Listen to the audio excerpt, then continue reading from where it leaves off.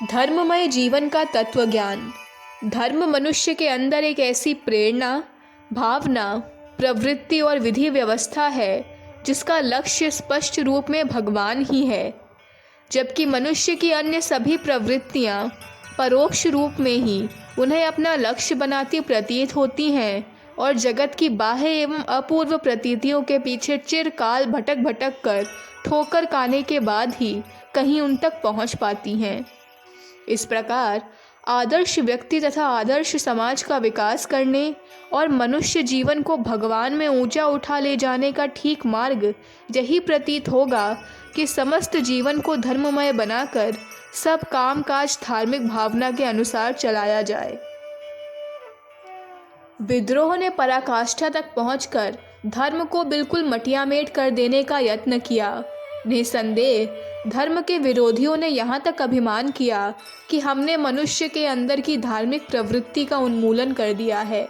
परंतु जैसा कि हम आज देखते हैं, यह अभिमान थोथा और अज्ञानपूर्ण था, क्योंकि मनुष्य की धार्मिक प्रवृत्ति अन्य सबसे बढ़कर उसकी एकमात्र ऐसी प्रवृत्ति है जो नष्ट नहीं की जा सकती। भूतकाल में मानव समाज के पथ प्रदर्शक एवं नियामक होने में धर्म की असमर्थता का सारा मूल कारण इसी बात में निहित है कि मंदिरों, गिरजों और मत संप्रदायों ने दर्शन और विज्ञान के मार्गों में जबरदस्त रुकावट डाली। एक गियोर्डानो ब्रूनो को जला दिया तथा एक गैलीलियो को बंदी बनाया, और इस मामले में इन्होंने इतने सामान्य रूप में दुर्व्यवहार किया कि दर्शन और विज्ञान को अपने उचित विकास का खुला क्षेत्र प्राप्त करने के लिए आत्मरक्षा के भाव में धर्म पर आक्रमण कर उसे नष्ट भ्रष्ट कर देना पड़ा। और यह सब इसलिए कि मनुष्यों ने यह निश्चित धारणा बना ली थी कि धर्म ईश्वर तथा संसार के संबंध में कुछ ऐसे स्थिर बौद्धिक विचारों के बंधन से बंधा हुआ है जो कसौटी पर पूरे नहीं उतर सकते। अतएव उस कसौटी को आग तथा तलवार से दबा देना आवश्यक था। धार्मिक भ्रांति के जीवित बने रहने के लिए वैज्ञानिक एवं दार्शनिक सत्य का निषेध करना आवश्यक था। हम यह भी देखते हैं कि अति संकीर्ण धार्मिक भावना असहिष्णु वैराग्यवश जीवन के आनंद और सौंदर्य को कुचलकर उसे ऊसर बनाती रही है। वे नहीं देख सके कि धार्मिक तप धर्म का मुख्य अंग भले ही हो, पर यह उसका सार सर्वस्व नहीं, क्योंकि प्रेम, त्याग, सज्जनता, सहिष्णुता, दयालुता भी ईश्वरीय गुण हैं। इतना ही नहीं, बल्कि ये अधिक दिव्य वस्तुएं हैं, और वे भूल गए या वे कभी जानते ही न थे कि पवित्रता के समान प्रेम और सौंदर्य भी ईश्वर का स्वरूप है।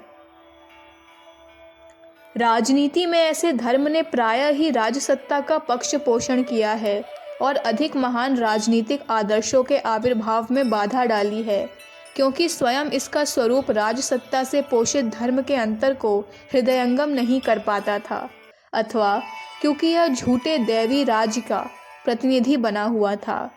यह भूलकर कि सच्चा दैवी राज्य ईश्वर का राज्य होता है, न कि पोप तथा पुरोहित पुजारियों का राज्य।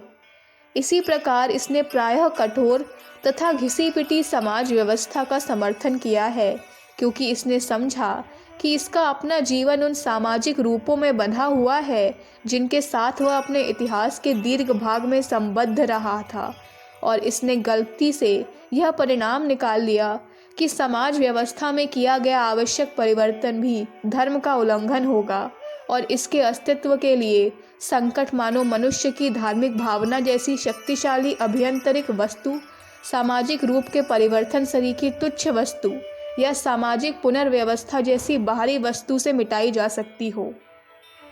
यह भ्रांति अपने नाना रूपों में अतीत के क्रियात्मक धर्म की महान दुर्बलता रही है, और साथ ही इसे बुद्धि, सौंदर्य भावना, सामाजिक एवं राजनीतिक आदर्श, यहाँ तक कि मानव की नैतिक भावना को ऐसा अवसर और बहाना मिला है कि वे उस वस्तु के विरुद्ध विद्रोह करें जो उनकी अपनी सर्वोच्च प्रवृत्ति और नियम नीति होनी चाहिए थी। यह ठीक है कि धर्म जीवन में प्रभावपूर्ण तत्व होना चाहिए,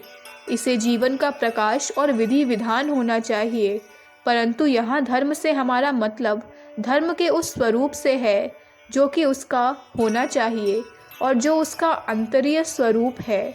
उसके अस्तित्व का मूल नियम है, ईश्वर की खोज एवं आध्यात्मिकता का सिद्धांत। दूसरी ओर यह भी सच है कि धर्म जब अपने आप को किसी मत, संप्रदाय या मठ मंदिर से या रूढ़ विधि विधानों की पद्धति मात्र से एकाएक कर लेता है, तब वह सहज ही बाधक शक्ति का रूप धारण कर सकता है और मानव आत्मा के लिए यह आवश्यक हो सकता है कि वह जीवन की विविध प्रवृत्तियों पर से इसका प्रभुत्व दूर करे। जो आध्यात्मिक पुरुष मानव जीवन को इसकी पूर्णता की ओर ले चल सकता है, उसका आदर्श रूप ऋषि के प्राचीन भारतीय विचार में निर्देशित है। जिस ऋषि ने मनुष्य का सा जीवन बिताते हुए अति बौद्धिक, अति मानसिक,